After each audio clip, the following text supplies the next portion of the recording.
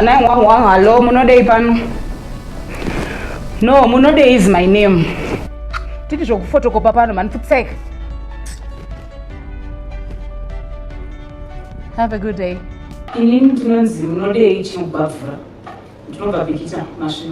am the only dispatch officer. I'm supposed to start work here today. Yeah, man. My name is Ruby Gold. My dad is friends with the commission police, so.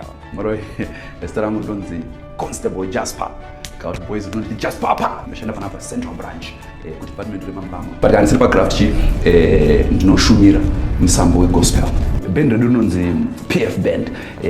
No, not PFI, but PFPF. Sure, Chaito, dead, Kuti, my emergency, Anosian. Man, with my emergency, could I come out? Session, she could have a motor the fabricate in Billy. One I don't say, imagine no more so. No to it.